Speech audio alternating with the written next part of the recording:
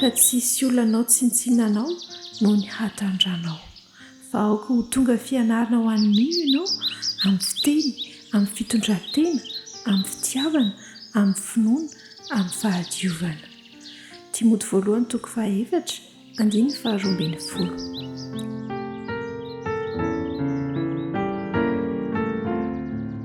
Miodikodina hatrany a, misisika hatrany a, mamerimberina hatrany ary mametraka ho zava-dehibe mavesa-danja eo amin'ny fiainan'ny olombelona ny lohahevitra izay nijerentsika dia mahakasika ny fahasalamana izany, fanavaozana ara-pahasalamana.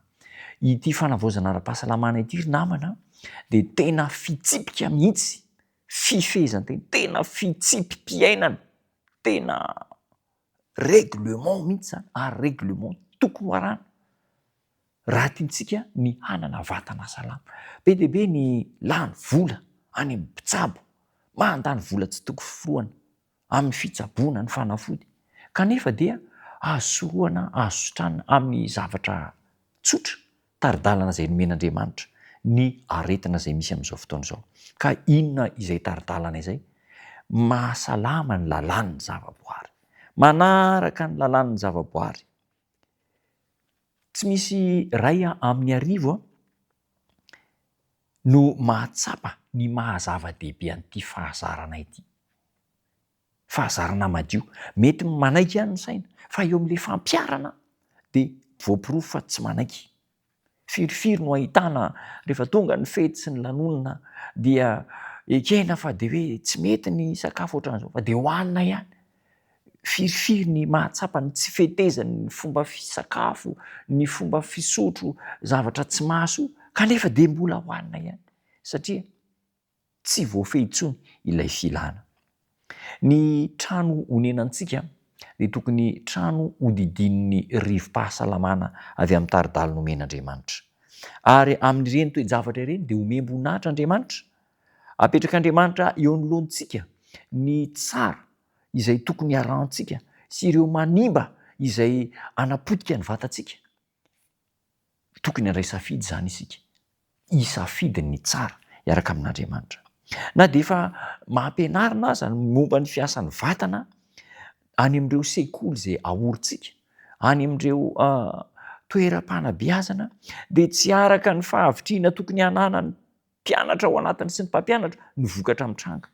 Ary dia tena be dia be mihitsy no mahalala ny tokony atao ara-pahasalamana, kanefa dia tsy manao izay tokony atao. Na dia eo aza ireo fahazavana be dia be ara-tsoratra masina izay miparitaka, dia mbola ataony maro tsinotsinona ihany ireo lesona izay nosoratan'Andriamanitra ka nomena tamin'ny soratra masina sy nomena amin'ny tsindrimandry. Ireny taridalana fanavaozana ara-pahasalamana izay iarahantsika eto isan'andro ireny dia tsy avy aiza fa avy eo amin'ny tenin'Andriamanitra sy avy eo amin'ny taridalana momba ny tsindrimandry.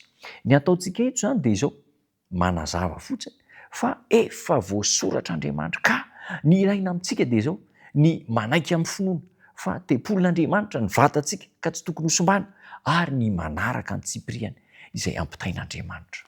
Zavatra efa voasedra, zavatra efa voamarina nandritra ny taona ela ireo iarahantsika mianatra mahakasika ny fitezana ara-pahasalamana.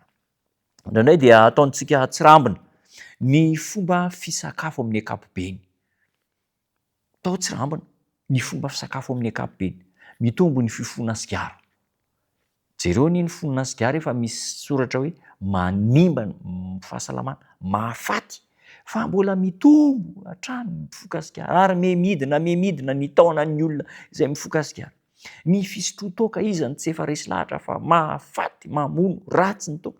Fa jereo ny toerana misy antsika eny amoron'ny arabe, mitombo isan'andro isan-kariva ny mpisotro toaka ary dia tena mandany vola mikarena amin'ny fisotro toaka.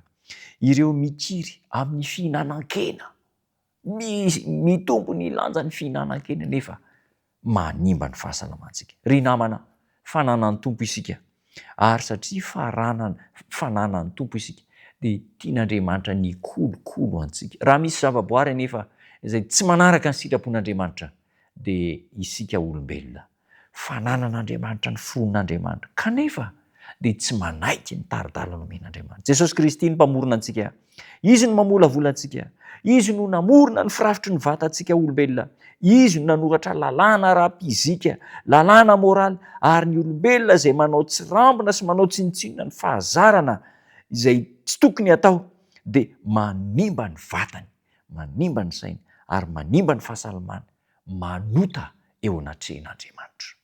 Ry namana, men'Andriamanitra fitsipika isika. Ahoana no hatanteraka an'izany? No ny herin'Andriamanitra, andeha ho angatan'Andriamanitra mba ho tsapantsika fa fitaovana hanoharian'Andriamanitra isika. Tanteraka aminao izany hafatra izany ary hitanao manokan'Andriamanitra. Hivavaka isika. Tombo tsara misaotra anao izay no ny hafatra sarobidy. Mamela ny elokaino ny tsirambina, ny tandrevaka, ny tsinotsinona izay nataonay mahakasika ny fitsipika omenao hitezana ny fahasalamanay.